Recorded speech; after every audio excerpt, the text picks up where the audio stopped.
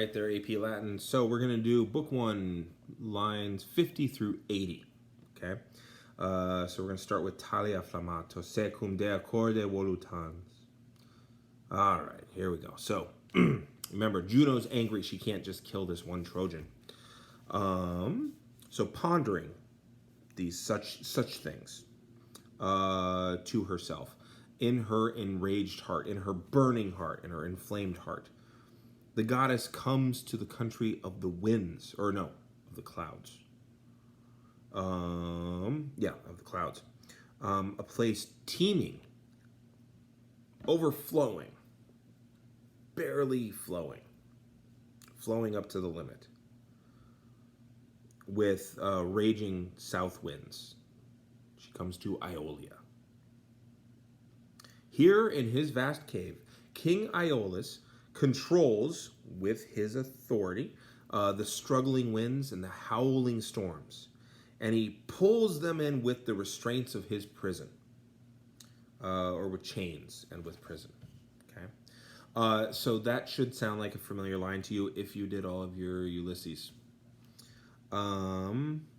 Struggling, they, the winds, rumble around their prison, thundering with a great roar of the mountain. Aeolus sits on his lofty tower, holding his scepter, and he both soothes their spirits, those are the winds, and he calms their anger.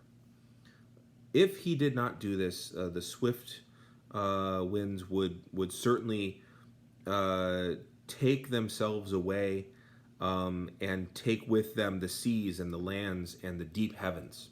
The Romans and the Greeks thought of layers of the skies,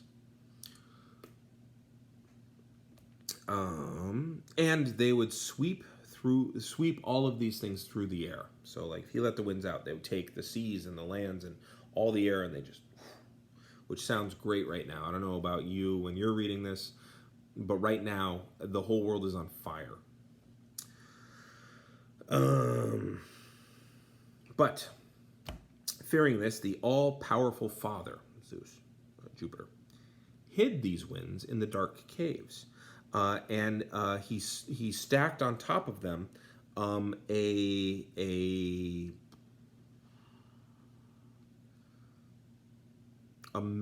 mass of lofty mountains.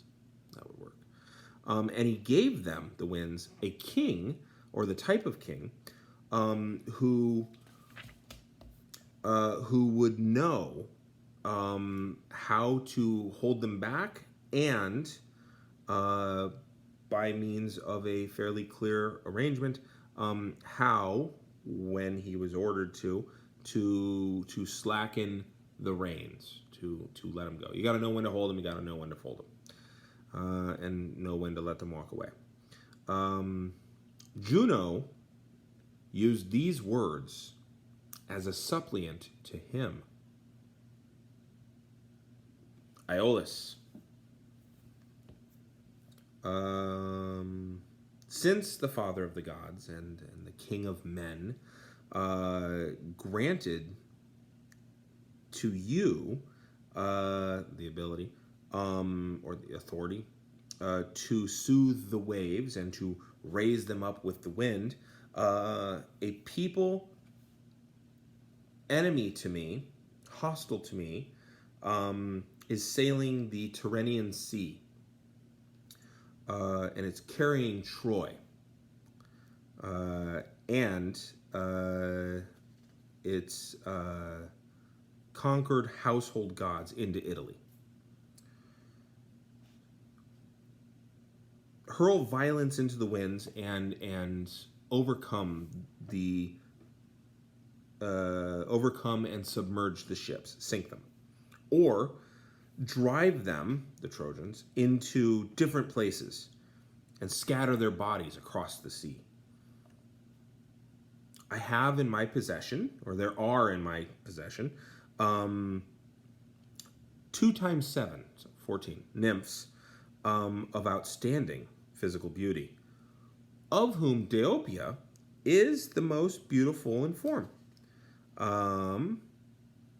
I shall join you to her in a stable marriage, and I shall declare her as your own, so that she can live all the years that she has with you in return for such kindnesses or favors. And so she can make you the father of very beautiful offspring.